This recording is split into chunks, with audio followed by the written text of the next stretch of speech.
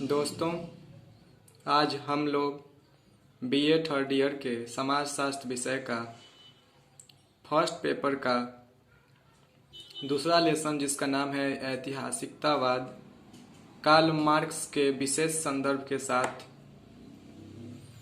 का important question discuss करेंगे। इस चैप्टर का हम लोग 50 इम्पोर्टेंट क्वेश्चन डिस्कस कर चुके हैं इसके पिछले वीडियो में, और आगे जो क्वेश्चन अभी शेष रह गए हैं उनके बारे में डिस्कस करेंगे। यह क्वेश्चन आपके एग्जाम की दृष्टि से काफ़ी महत्वपूर्ण साबित होंगे। तो चलिए शुरू करते हैं। मार्क्स ने पहली बार किस विद्रोह का समर्थन किया था? ऑप्शन है प्रशिया के मजदूरों का, साइलेसिया के बुनकरों का। यही सही होगा, साइलेसिया के बुनकरों का, क्योंकि मार्क्स ने पहली बार साइलेसिया के बुनकरों द्वारा किया गया जो विद्रोह था उसी का समर्थन किए थे। नेक्स्ट, मानवता को पथ प्रदर्शक ध्रुव तारे की भांति कम्युनिज्म का रास्ता दिखा रहा है। मार्क्सवाद के बारे में यह किसकी टिप्पणी है? ऑप्शन है ई स्टेपानोवा, लेनिन, एंजल्स, तुम। यही सही होगा, ई स्टेपानोवा। नेक्स्ट इंपॉर्टेंट क्वेश्चन है कि कार्ल मार्क्स की एंजल से मुलाकात कब हुई थी? ऑप्शन है 1841, 1842, 1843 एंड 1844। यही सही होगा, 1844। कार्ल मार्क्स की मुलाकात एंजल से, कहीं कहीं नाम एंजल की जगह पे एंगल्स भी लिखा है, तो आप कंफ्यूज मत होइएगा। तो एंजल से मुलाकात 1844 में हुई थी। ओके, आगे बढ़ते हैं। मार्क्स और एंजल्स की संयुक्त रूप से लिखी गई पहली और दूसरी रचना है। तो दोस्तों, जो मार्क्स और एंजल्स ने संयुक्त रूप से जो रचनाएं की थी, पहली रचना थी होली फैमिली जो 1844 में लिखी गई थी, और दूसरी थी कम्युनिस्ट मैनिफेस्टो जो 1848 में लिखी गई थी। तो इसे आपको याद रखना है। पहली और दूसरी कम्युनिस्ट लीग का आयोजन कब हुआ था? ऑप्शन है 1847, 1846 एंड 1848। तो ये सही होगा 1847। ओके। साम्यवाद की बाइबिल किसे कहते हैं? ऑप्शन है Holi family, Das Kapital, communist manifesto. तो दोस्तों, दास कैपिटल को साम्यवाद की बाइबिल कहते हैं।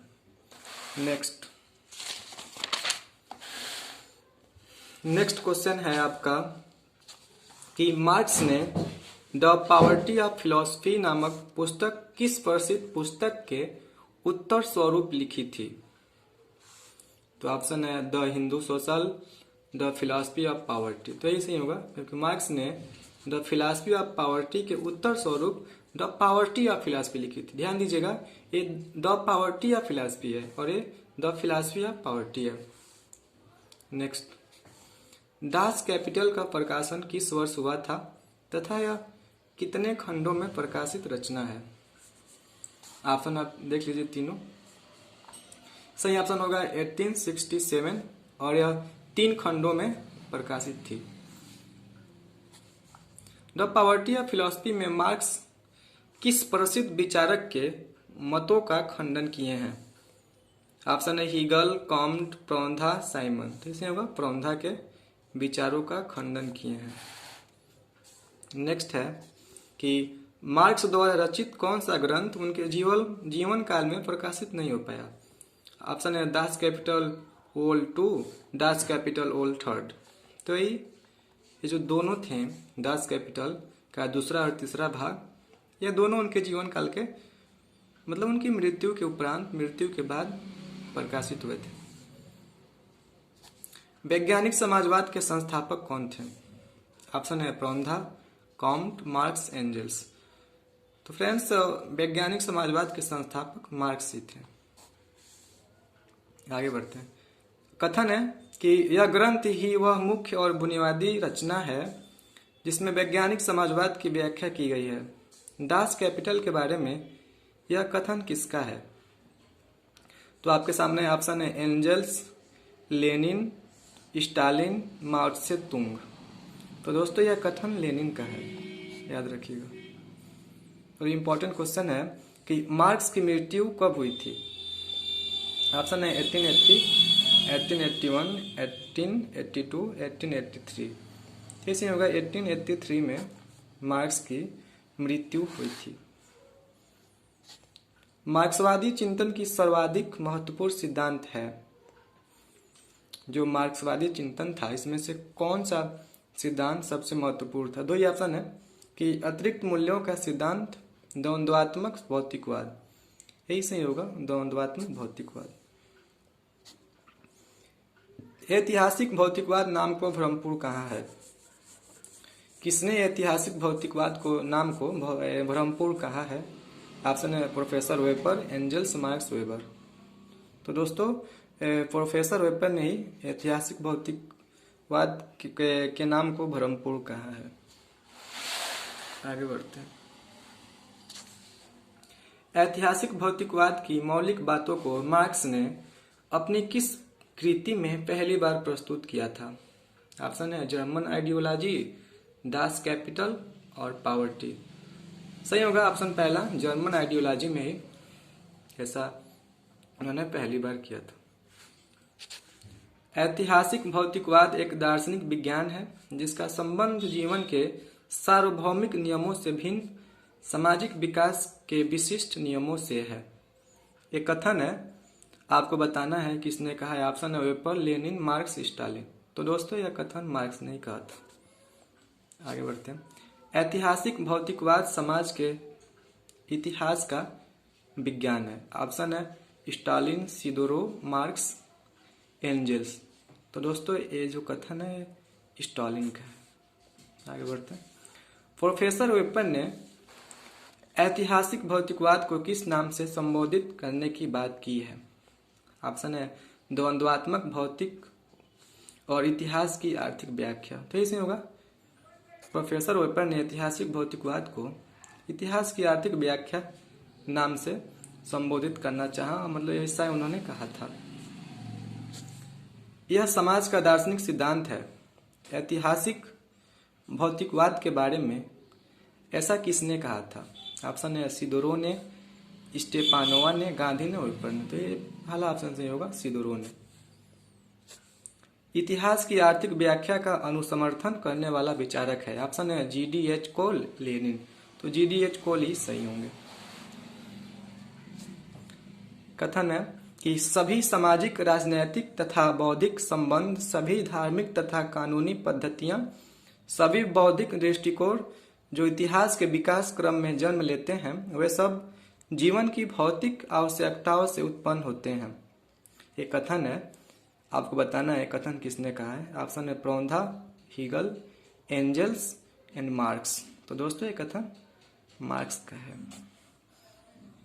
नेक्स्ट है कि व्यक्ति अपना इतिहास स्वयं बनाता है, किसने कहा है। तो दोस्तों ये भी मार्क्स ने ही कहा है, याद रखिएगा कि व्यक्ति अपना इतिहास स्वयं बनाता है।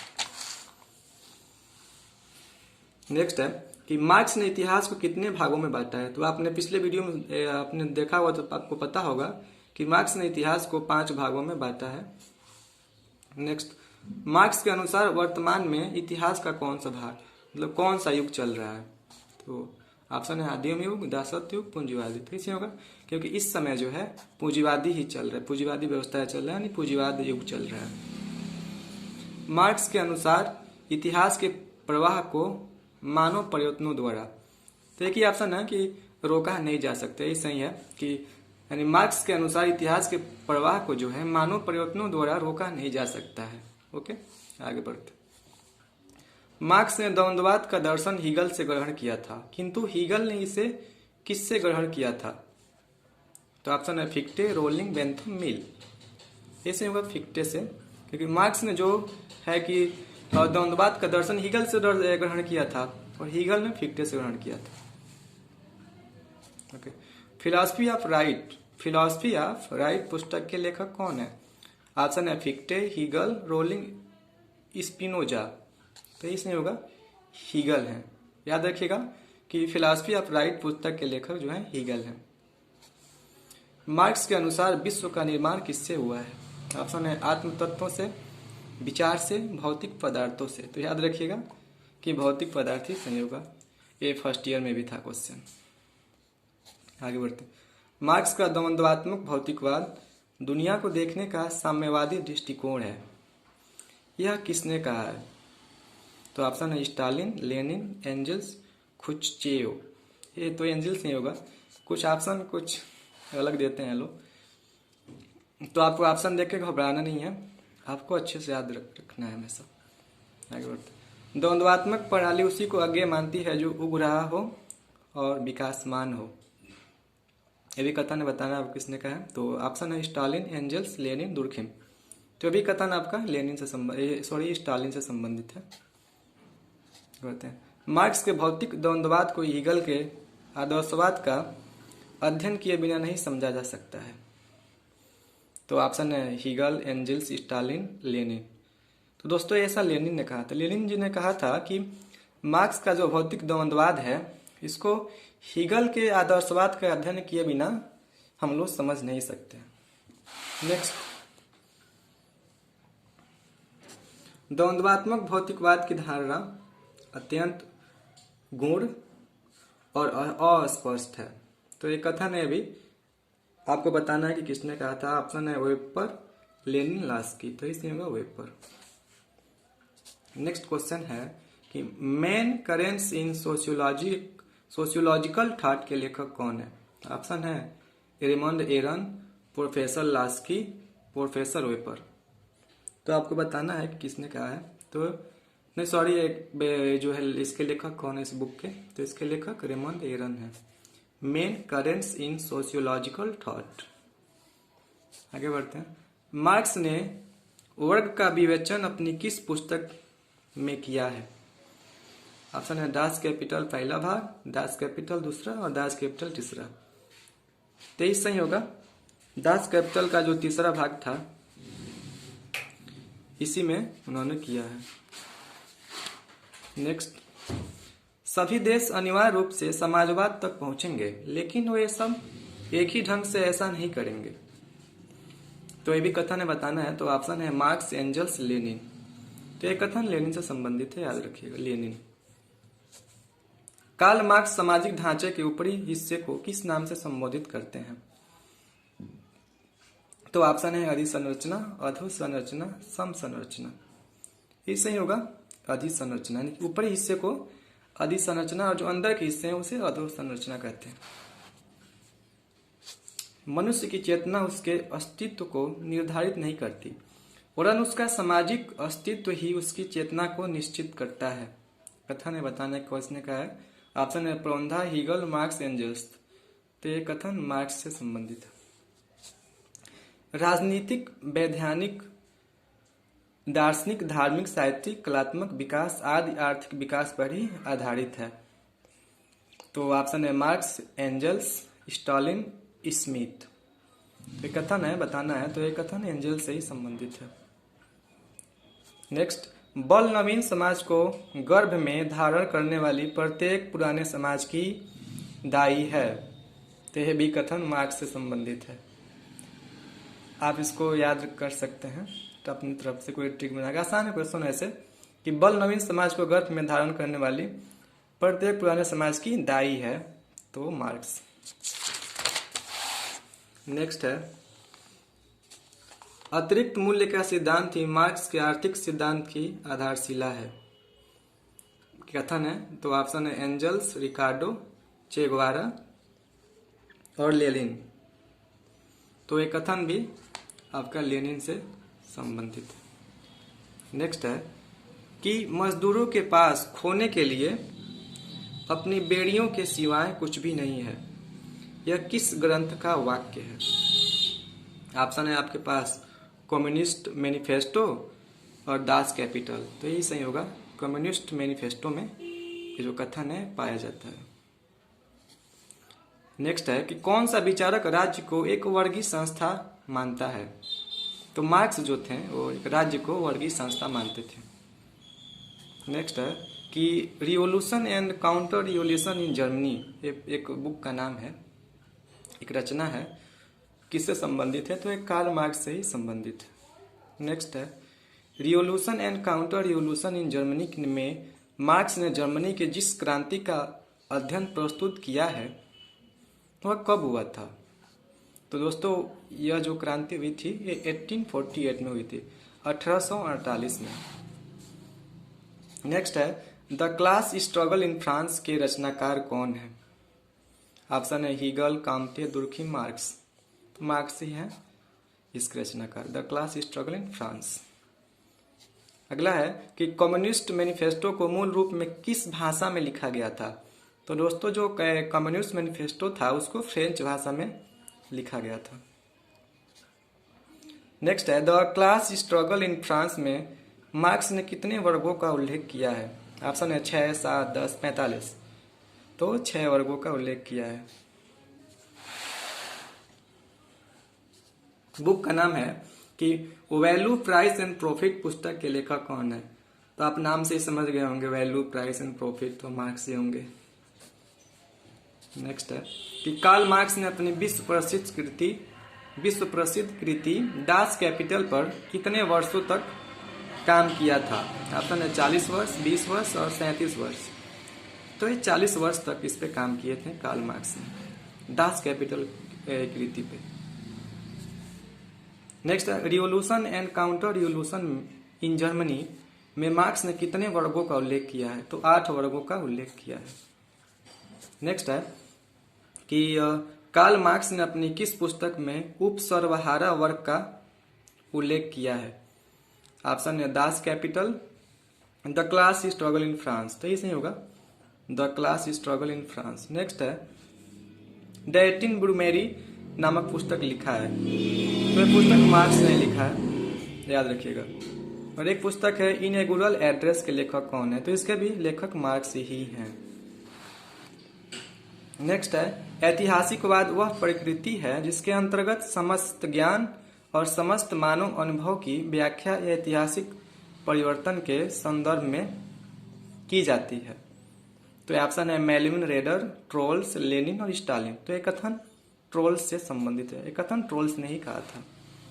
नेक्स्ट है ऐतिहासिकवाद का सार तत्व इसी मान्यता में निहित है कि सभी मानव विचार और आदर्श परिवर्तन के अधीन है। तो ऑप्शन है जॉर्ज आइगर्स, लेनिन, मार्क्स और मेल्विन। तो एक कथन जॉर्ज आइगर्स ने कहा था। नेक्स्ट है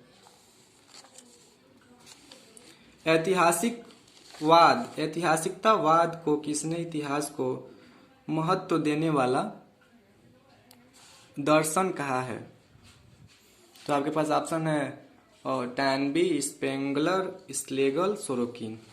जो कथन है कि ऐतिहासिकतावाद को किसने इतिहास की महत्व देने वाला दर्शन कहा है, यह स्लेगल का कथन है, स्लेगल। नेक्स्ट है कि ऐतिहासिकतावाद मानव ज्ञान और अनुभव की परिवर्तनशीलता एवं गतिमानता की व्याख्या के साथ साथ परिवर्तनों के पीछे निहित सिद्धांत, परिवर्तन की प्रक्रिया की संरचना एवं स्वरूप तथा अभिप्राय की खोज भी है। लंबा कथन है। तो ऑप्शन है Karl Mannheim, Karl Marx, Karl Popper, Karl ल्यूग। तो एक कथन दोस्तों कार्ल मैनहीम से संबंधित है, कार्ल मैनहीम ने ही ये कथन कहा है। नेक्स्ट है कि हीगल के अनुसार विश्व की प्रकृति है। तो ऑप्शन है गतिशील, अस्थिर, सतत, प्रवाहमान। तो ये उपयुक्त सभी होगा कि हीगल के अनुसार विश्व की जो प्रकृति है वह गतिशील भी है, अस्थिर भी है और सतत प्रवाहमान भी है, याद रखिएगा। Next the poverty of historicism नामक पुस्तक के लेखक कौन है? ऑप्शन है आपके पास टैनबी, कार्ल पापर। तो कार्ल पापर ही है, पुस्तक का नाम है द पॉवर्टी ऑफ हिस्टोरिसिज्म, याद रखिएगा। नेक्स्ट है किस प्रसिद्ध विचारक के इतिहास संबंधी विचारों को इतिहास के अपकर्ष का सिद्धांत कहा जाता है? आपको बताना है कि कौन सा ऐसा विचारक था जिसके विचारों को इतिहास के अपकर्ष का सिद्धांत कहा जाता है। तो आपके सामने ऑप्शन है प्लेटो, अरस्तु, हीगल और काम। तो ये प्लेटो थे कि जिनको विचारों को इनके इतिहास संबंधी विचारों को अपकर्ष का, इतिहास के अपकर्ष का सिद्धांत कहा जाता था या कहा जाता है। कार्ल मार्क्स ने वर्ग संघर्ष की अवधारणा किससे ग्रहण की थी? तो आपको पता ही है, अगस्तीन थोड़े से की थी। आज का लास्ट क्वेश्चन है कि किस विचारक को निराशावादी ऐतिहासिकतावादी कहा जाता है? ऑप्शन है सुकरात, प्लेटो, अरस्तु, हीगल। तो याद रखिएगा प्लेटो के। प्लेटो एक ऐसा विचारक थे कि जिनके विचारों को निराशावादी ऐतिहासिकतावादी कहा जाता था। याद रखिएगा कि इनका जो इतिहास संबंधी विचार था उसको इतिहास के अपकर्ष का भी सिद्धांत कहा जाता था और इनको निराशावादी ऐतिहासिकतावादी भी कहा जाता था। तो दोस्तों हम लोग सोशियोलॉजी फर्स्ट पेपर का जो सेकेंड चैप्टर है हम लोग कंप्लीट कर लिए। अब अगले वीडियो में हम लोग जो थर्ड लेसन है उस पर आगे बढ़ेंगे। जय हिंद।